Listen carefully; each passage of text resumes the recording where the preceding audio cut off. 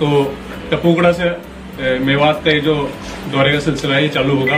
टपूगड़ा क्योंकि इमरान साहब का घर है, यहाँ हम लोगों ने इमरान साहब का जो कार्यालय है इसका उद्घाटन है आज यहाँ पर। यहाँ छोटा ये जनसंपर्क भी है। इसके बाद हम यहाँ से किशनगढ़ होते हुए चिकानी जाएंगे, चिकानी से रामगढ़, रामगढ़ से घाटमिका जो एक यहाँ पहाड़ी में जो है जो एक वो केस हुआ है यहाँ पे कल, वहाँ मृतकों के घर बैठेंगे थोड़ी देर। उसके बाद हमारी जो पहाड़ी में जनसभा है वो वहाँ जाएंगे। जनसभा से सीधे हम लोगों का प्रोग्राम जयपुर का है। अब आप लोग कल यहाँ जयपुर से फिर हम लोग जाएंगे टोंक। टोंक में 2 या 3 जनसंपर्क है, वहाँ जोहर की नमाज भी है जामा मस्जिद में। उसके बाद जनसभा है खेल मैदान में, गांधी खेल मैदान में। उसके बाद सीधे जयपुर होते हुए दिल्ली आएंगे। तो ये 2 दिवसीय टूर है राजस्थान का साहब का। आप लोगों को सवाल करने हैं तो साहब प्लीज कर सकते। सर, राजस्थान में आप पहुंचे, क्या मुद्दे रहेंगे और क्या आगे की तैयारियां हैं? चुनावी संगठन आज आपने कर दिया, बताइए। मुद्दे तो जनता के ही मुद्दे, थोड़ा पीछे लेके जूम कर लो, और जनता के ही मुद्दे रहेंगे और उसी पर हम लोग उसका जिक्र करेंगे। जनता की तकालीफ का राजस्थान में जो कांग्रेस सरकार की मिसगवर्नेंस है और साथ ही साथ जो बीजेपी की तरफ से, भाजपा की तरफ से पूरे देश में, राजस्थान में, हरियाणा में, चारों तरफ जो तकालीफ दी जा रही है जनता को, चाहे वो नाम निहाद सो कॉल्ड गौरक्षक हो या फिर कीमतों में इजाफा हो रहा है, ये सब मुद्दे रहेंगे, बुनियादी मुद्दे रहेंगे। चुनाव में आप जो संक्रांत कर चुके हैं, आज पहले ऑफिस का उद्घाटन किया है, चुनावों को लेकर क्या तैयारी रहेंगी, आगे क्या मुद्दे रहेंगे? स्पेशल विशेष से क्या वर्ग विशेष को साथ लेकर चलेंगे या सिर्फ सभी वर्गों को साथ लेकर चलेंगे? नहीं, हम तो कोशिश करेंगे कि पूरे तमाम समाजों को, 32 समाजों को साथ लेकर चले। इसके लिए हमारी पूरी कोशिश चल रही है और इसी पर आगे बढ़ के काम करेंगे। जी, भरतपुर इस मेवात क्षेत्र से आए हैं, इसमें कई बार बहुत तस्करी को लेकर कई घटनाएं हो चुकी हैं और बीते दिन भी एक घटना हुई थी। आप बड़े मुखर होकर इसमें बोले थे, लेकिन अब तक कुछ नहीं हुआ। क्या कुछ है इसमें और आप कहाँ मुलाकात करेंगे उनसे? अभी जैसा कि हमारे जमील साहब ने, जो हमारे प्रेसिडेंट है, उन्होंने आपको बताया कि आज हमारा प्रोग्राम है, वहाँ पर जाकर उस परिवार से मुलाकात करना, उनसे इज़हार ताज़ियत करना, उनको पुरसा देना, उनको दिलासा दिलाना। हमारे पास तो अल्फाज नहीं है कि कैसे उन खानदान को, उस परिवार को, जो अपने 2 नौजवानों को उन्होंने खो दिया है, हम कोशिश करेंगे उनसे मुलाकात करेंगे। मगर मैं शुरू से कह रहा हूं कि ये जो वाक़यात और इंसिडेंट्स हो रहे हैं, ये सिर्फ और सिर्फ इसलिए हो रहे हैं क्योंकि बीजेपी इन तमाम ऑर्गेनाइजेशंस की मदद करती है, इनको ताकत देती है, और इस ऑर्गेनाइजेशंस की बीजेपी सरपरस्ती करती है। इसीलिए पुलिस और प्रशासन जो है फौरन उन पर एक्शन नहीं लेती है। और अफसोस की ये बात है कि राजस्थान में अगर राजस्थान की सरकार जिस वक्त ये कंप्लेन की गई जुनैद और नासिर के बारे में, फौरन हरकत में आ जाती तो शायद ये लोग राजस्थान के बॉर्डर को छोड़ भी नहीं सकते थे। मानेसर से 150 किलोमीटर का सफर तय करके आना और यहाँ पर इन दोनों बच्चों को किडनैप करना, फिर उनको बेतहाशा उनको मारना और फिर उनकी जली हुई लाश और जली हुई गाड़ी मिलना, ये दर्दनाक वाकया है। ये सिर्फ मुसलमानों का या मेवात के मेवो मुसलमानों का इशू नहीं है, ये एक तमाम जो लोग रूल ऑफ लॉ पर भरोसा रखते हैं, संविधान पर भरोसा रखते हैं, उनको सोचना चाहिए। और अगर बीजेपी इसी तरह से, हरियाणा की सरकार इनकी मदद करती रहेगी, इनकी सरपरस्ती करती रहेगी, तो ये तो ठीक नहीं है। चंद दिन पहले वो जो शख्स का नाम FIR में आया है, वो कासिम पर गोली चलाता है, यूट्यूब पर उसका वीडियो है, गोली चला रहा है और कासिम जख्मी होता है, 12th स्टैंडर्ड का बच्चा है। FIR में नाम आता, उसको गिरफ्तार नहीं करते और वो वीडियो पे वीडियो जारी कर रहा है।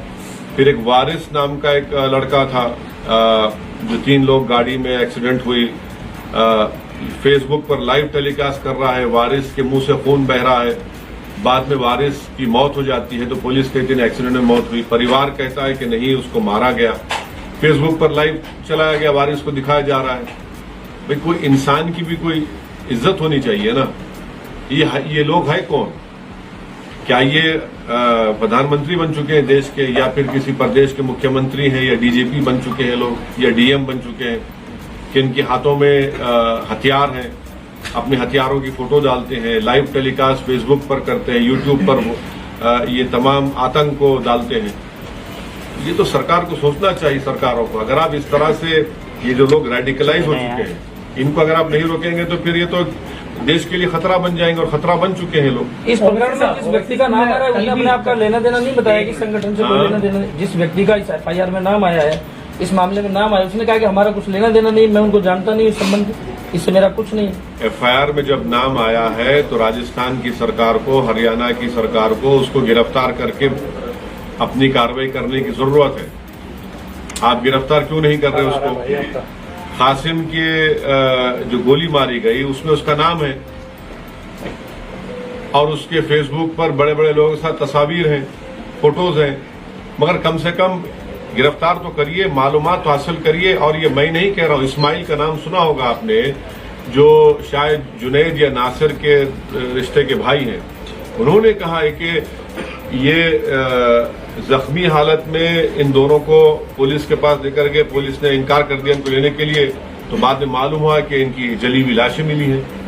ये नासिर का कहना है, मेरा नहीं है। नासिर ने कहा है आपको, मीडिया को। जी ओवैसी साहब, मैं उसी बात को आपसे सुनना चाह रहा था। आपने कल भी ये कहा कि गवर्नमेंट ऑफ राजस्थान ने देरी की, लेकिन अगर पूरी घटना की तफसील को अगर आप देखें तो हरियाणा थाने में ये तमाम लोग पहुंचते हैं घायलों को लेकर, हरियाणा की पुलिस कोई कार्रवाई नहीं करती। दूसरी तरफ परिवार वालों ने एफआईआर लगभग 16 घंटे बाद कराई, और तब तक हरियाणा पुलिस इत्तला कर चुकी थी राजस्थान पुलिस को कि 2 लोग हैं आपके और इस तरीके से घायल है। तो ऐसे में राजस्थान सरकार अगर मुआवजा दे रही है तो आपको लगता है कहीं ना कहीं राजस्थान सरकार की गलती आपको लगी, या केवल हरियाणा पुलिस अगर तत्परता से कार्रवाई करती?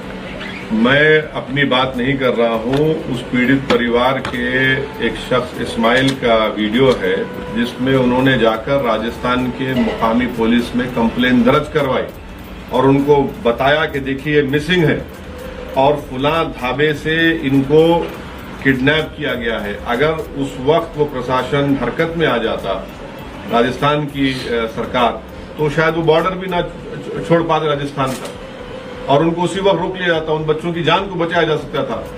ये आप तो बात की बात कर रहे हैं, या बात की बात कर रहे हैं। अगर उनको वहीं पर उनकी कंप्लेन पर सीरियसली उसको गौर किया जाता, उस पर एक्शन लिया जाता, तो आप बॉर्डर को बंद कर सकते थे, 10 चीजें कर सकते थे, आप उनका लोकेशन मालूम कर सकते थे।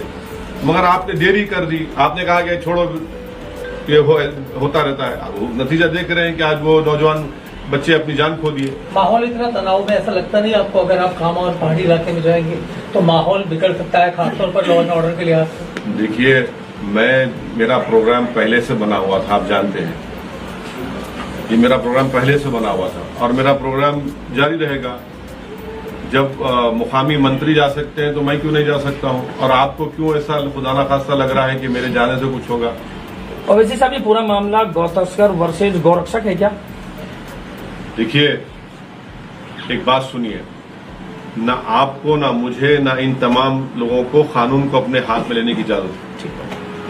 अगर आप इजाजत दे देंगे कि तुम तय करोगे किसको पकड़ना, किसको मारना, किसको छोड़ना, तो फिर आप कोर्ट को बंद कर दीजिए, पुलिस थानों को ताला लगा दीजिए और कहिए कि बेटा आतंक फैलाओ।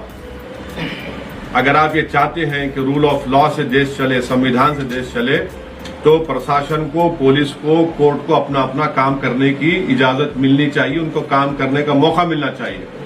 अगर कोई ये तय करेगा कि मैं गुंडा हूं या आप गुंडे हैं, आप तस्करी कर रहे हैं, नहीं कर रहे हैं, तो फिर पुलिस और कोर्ट की हमको जरूरत नहीं रहेगी। फिर हर कोई ये तय कर लेगा कि इसको हम गोली मारेंगे, इसको नहीं मारेंगे। तो देश चलेगा तो संविधान से चलेगा। और क्योंकि जो सरकारें हैं वो डरती है इन लोगों के खिलाफ एक्शन लेने से।